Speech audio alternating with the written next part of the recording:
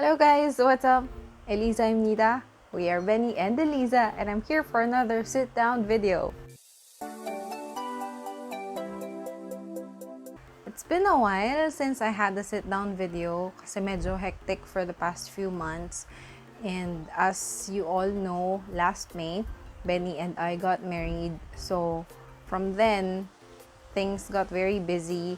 Pero puro good news naman yung pagiging busy na yon, and i-share namin sa inyo very soon yung mga good news na yon. Speaking of getting married in the Philippines, last time we uploaded a video on the civil wedding process here in the Philippines between a Korean citizen and a Filipino citizen. And thank you so much for watching our video and leaving comments. And there were several questions on the requirements and the process of getting married here in the Philippines. And merong mga common questions, especially sa one of the requirements, which is yung Senomar. So in today's video, I will be talking about the detailed requirements and walk you through the process of applying for marriage license and getting married, specifically a civil wedding here in the Philippines between a Korean and a Filipino. So please watch until the end of this video, and I hope you'll find this very informative. I'll do my best to explain everything in detail, so I hope you watch until the end. Now that travel restrictions have been lifted and hindi na ganun kahigpit maglabas-pasok ng bansa, a lot of LDR couples like Benny and I have decided to get married and pursue the plans of getting married. I remember for the past 2 years, yung kasagsagan ng pandemic, when we have decided to have a small wedding in the Philippines. It was a civil wedding, and we only had my family members and 2 witnesses attend and celebrate our very simple wedding. It may seem simple, but the process of acquiring the documents, the requirements, and scheduling the civil wedding was not that easy. So I hope that today's video, I'll be able to give you the necessary information that you need in gathering all the requirements that you need and walk you through the process of getting married in the Philippines, especially a civil wedding, especially for Korean nationals who intend to get married here in the Philippines. Some of the requirements might be similar for other foreign nationalities. If you have a non-Korean fiancé, or for anyone, for a non-Korean national who wish to get married in the Philippines, please also double check with your respective embassy on what kinds of requirements you need to get. Okay, so the first important requirement that you need is the LCCM, or the legal capacity to contract marriage, which can be acquired from the Korean embassy in the Philippines. There are 2 consulates here in the Philippines. One is in McKinley and the other one is in Cebu. But what is an LCCM and why is it necessary for the Korean national to have this document? LCCM is a certificate that proves that the Korean national is eligible to get married in the Philippines. It's a proof na hindi siya kasal, or kung kasal man, pawalang bisa na yung kasal niya, or hindi siya naikasal dito sa Pilipinas. Before someone gets an LCCM, they need to submit several requirements too. First is the original passport of the Korean national. Second is a copy of the bio page of the passport. So that's the page 2. And that's where your information are. Third is the Korean marriage history detailed. So nakalagay doon kung may previous kang marriages, or kung wala naman, then wala nakalagay. Nakalagay lang doon na you've never been married. So that document is valid 3 months within the date it's been issued. The Korean national can get it from the website, download it and then print it, or they can also go to the closest city hall from their residence and acquire a document. And the last one is the PSA Senomar.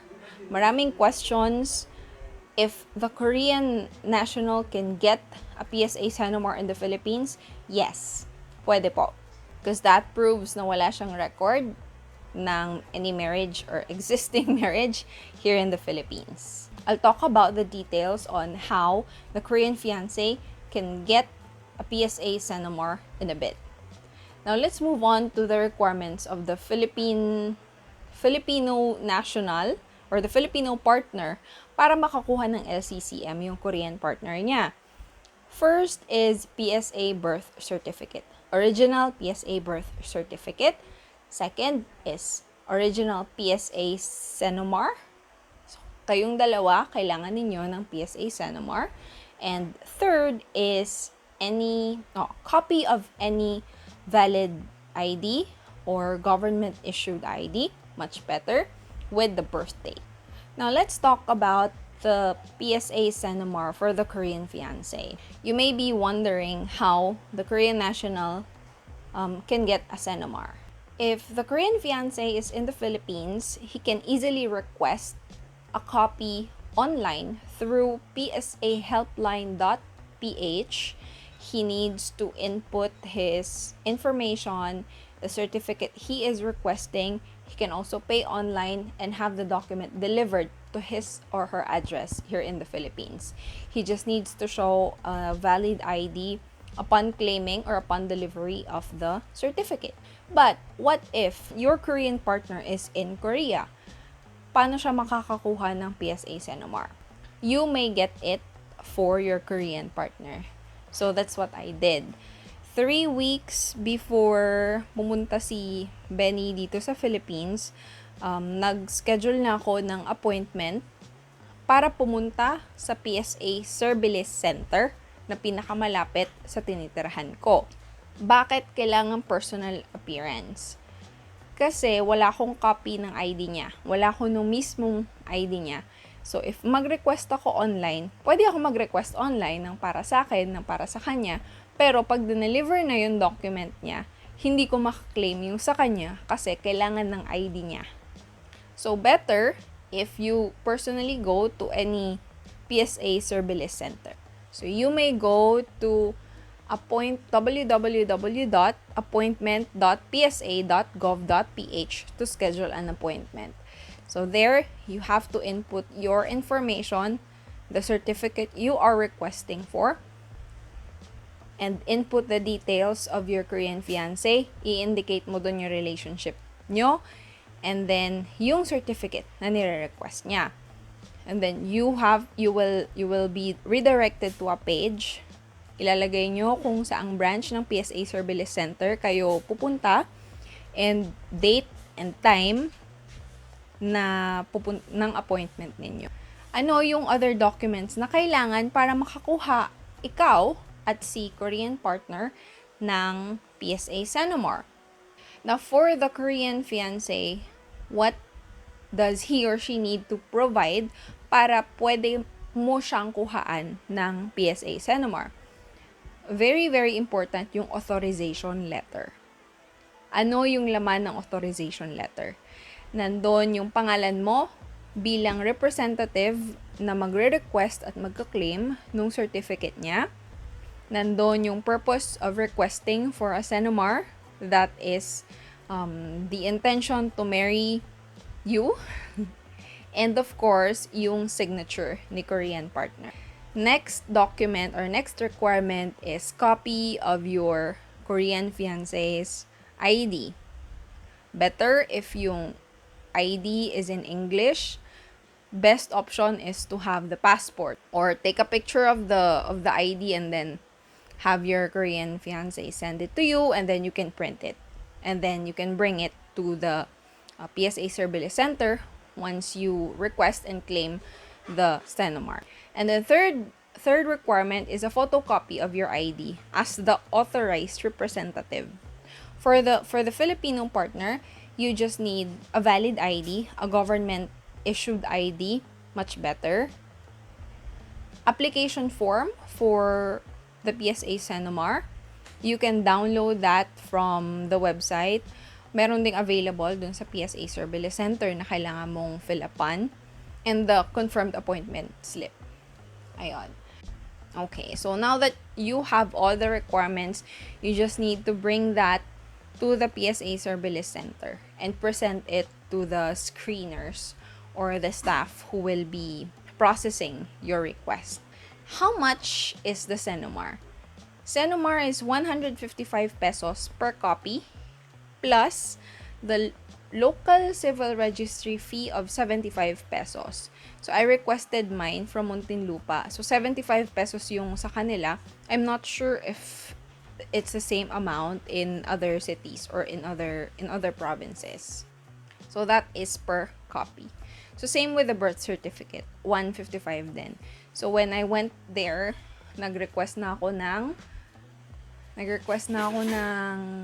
birth certificate ko. Tsaka Senomar namin dalawa para isang lakaran na lang.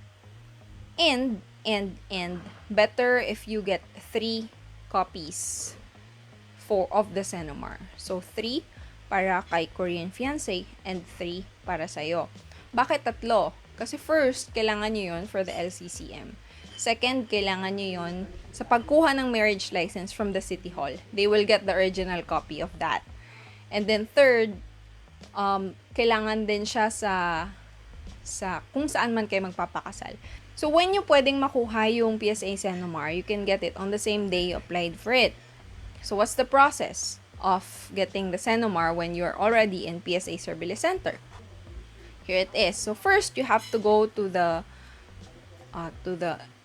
area. I-check nila yung appointment ninyo. So, papakita mo yung appointment slip mo. And then, bibigyan ka ng application form for the Senomar or for the birth certificate if wala ka pang napaprint or nafifill upan. Pero kung meron ka nang na-download, and then fill upan mo na, pakita mo lang din yon. And then, i-confirm na nila yung appointment mo. And then, you have to go to the first window. The first official step is the screening. Screen nila yung documents sa dala mo, yung requirements sa dala mo. Yung sa akin is, pinakita ko yung authorization letter and photocopy ng copy ng ID ni Korean fiancé. And then, validate. And then, chinek if they have the records. And then, after that, I was requested to go to the local civil registry, which is usually nasa same area lang din yun. Magbabayad ka separate nung local civil registry fee na 75 pesos per copy. And then, after that, babalik ka sa PSA para magbayad naman nung certificates. So, after mo magbayad nun, antayin mo na lang for release. It takes just a few minutes, 15 to 30 minutes, 1 hour at most. Depende kung gaano karami yung tao on that day. Tapos, tatawagin na yung pangalan mo and ma-release na yung certificates na nirequest mo. Very easy.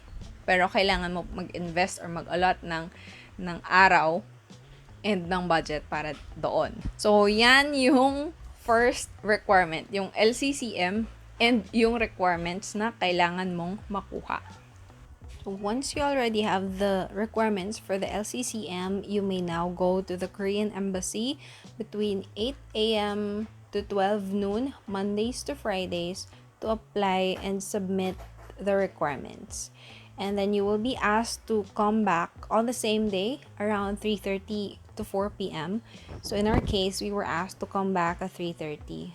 So maaga kami nagpunta, like before 9 a.m. nandun na kami to submit the requirements. And then the embassy staff told us that we can come back for the certificate at 3:30 p.m. The second requirement na kailangan ni Korean fiancé is the PSA Senomar. Na-chika ko na kung ano yung requirements and yung steps sa pagkuha ng Senomar ni Korean fiancé. Third is the copy of the bio page of his or her passport.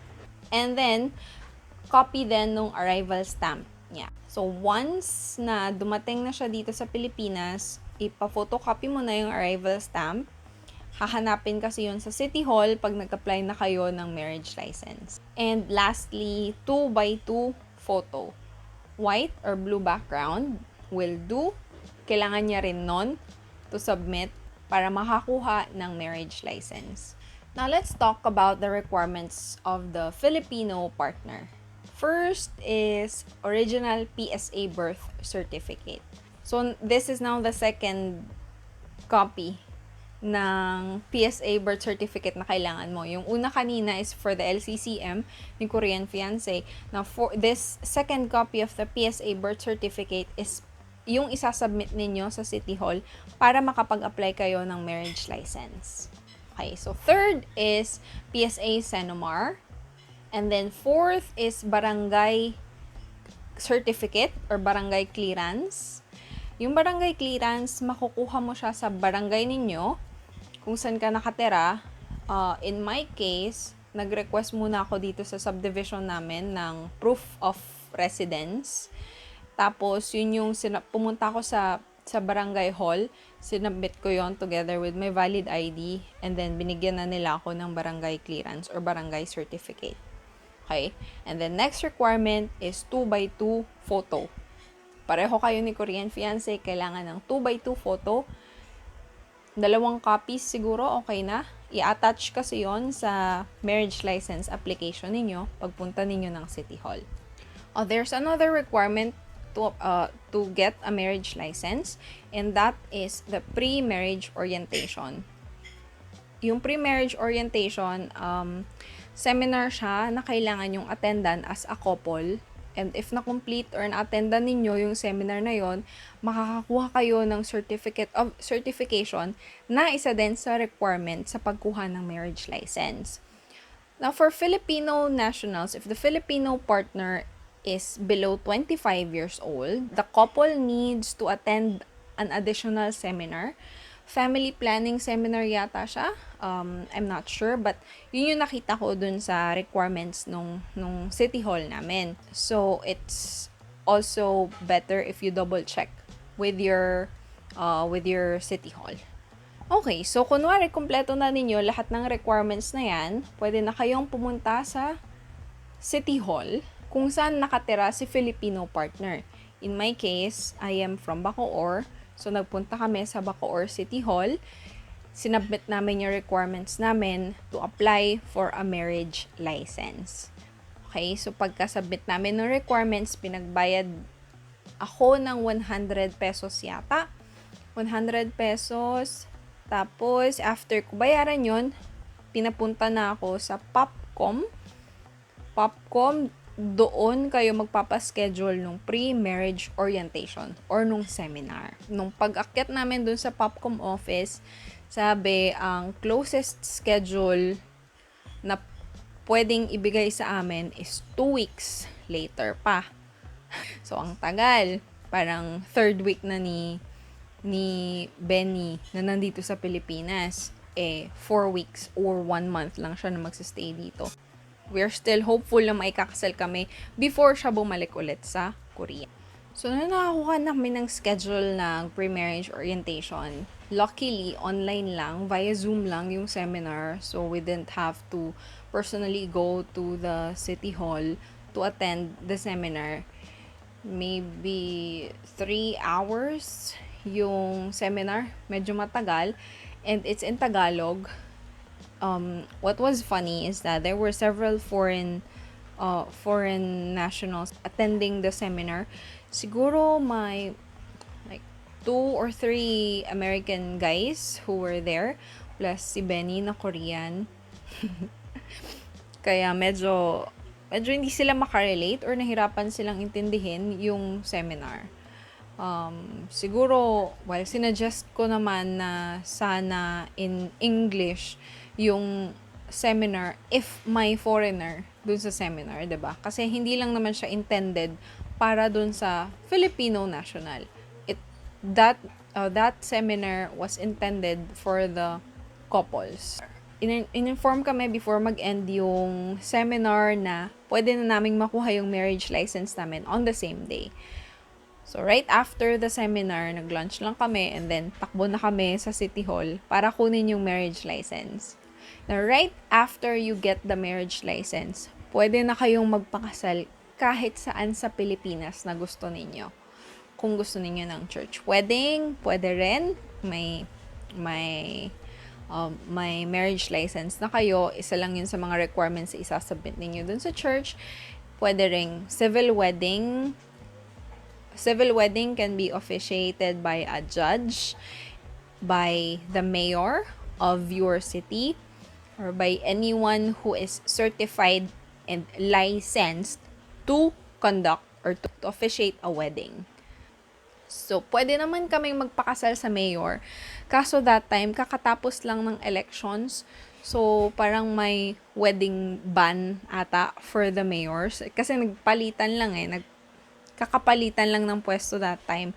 So, bago yung mayor namin. So, hindi pa siya pwedeng magkasal that time. So, we opted to find a judge na magkakasal sa amin. This time, you can get married in the city hall and get married by a mayor kasi matagal nang tapos yung election. And usually, may schedule naman every week ng weddings sa city hall. So, mas madali kayo makapagpa-schedule para doon. Now, if you plan to get married in the court, sa korte, by a judge, you have to allot more time for that. Kasi they do raffle. So, once nasubmit na ninyo yung requirements niyo and apply for a marriage sa trial court, ira-raffle nila yon sa bako or every Tuesday yung raffle. Tapos, it gets assigned to a judge and then si judge yung magsa-schedule nung kasal. So, first, we went to the regional trial court and applied. Plano namin sana before umalis si Benny ng Pilipinas, before siya bumalik sa Korea. But we only have less than 2 weeks left. So, very, very tight. Sabi sa amin, baka hindi na kami makaabot doon. Baka may assign na kami sa mas later pa na date. Luckily, there was a judge who was willing to officiate our wedding the next following week kaagad. So, the closest available na schedule kay judge na ipasok niya kami doon para maikasal kami kaagad. We were asked if ready na ba yung damit, yung wedding rings, yung witnesses, and we said everything is ready. Yung judge na lang na magkakasal, yung wala pa. So, we were given the schedule and the time. So, we went there together with our 2 witnesses. Okay, so hindi pwede yung family member. Kailangan someone that you personally know. So, wala naman kakilala si Benny dito. So, yung kinuha ko is yung ninong ko sa binyag and yung wife niya. So, they were the witnesses to our wedding. And then, yung parents ko is sumama din. So, total of 4. Pero 2 lang yung nakapirma talaga to sa marriage contract. In our case, wala kaming bouquet, hindi ako nag-gown. I just wore a white dress, tapos naka-white long sleeves and slacks lang si Benny. Walang flowers, etc. or kung ano man. Really, really simple. Walang anek-anek. The ceremony was really short. It took less than 15 minutes. So, may mga onting binasa lang si judge about sa batas on marriage, some advice about marriage. And then after that, the judge said, okay, I now pronounce you husband and wife. And then we signed the marriage contract. Okay, so you and your Korean fiancé need to double check the information, the spelling of your names, the witnesses' names, your address, your birth dates, and other important information there. And then your signature, affix your signature. And then yung 2 witnesses ninyo, magsasign din dun sa marriage contract. Now, after that, the officiant of your wedding, so that's the trial court, right, or the judge, they have to forward that to the city hall, the local civil registry, para i-encode nila yon sa system. And then, sila na yung magsasubmit nun sa PSA. So, that's it. Those are the different requirements and the processes of applying for a marriage license and wedding or marriage here in the Philippines if you're a Korean national and a Filipino couple. I hope that I was able to provide the necessary details that you need. But if you have other questions na hindi ko na-cover in this video, please leave comments lang. I'll do my best to answer the questions, or if I can make another informative video about that, then I will. So to those couples who are planning to get married soon, congratulations in advance. And I hope hindi maging stressful yung preparation ninyo. I-enjoy nyo lang. There will be times na magtatalo kayo ng partner mo. Syempre, communication-wise, hindi naman laging okay ang communication natin. Especially we're from different countries. We have different languages. So just enjoy the process of preparing. Ayun, so if you like this video or if you find this video helpful, please give it a like. And if you haven't subscribed to our channel yet, please do subscribe to our channel. So again, this is Eliza of Benny and Eliza, and I hope you all have a great day today.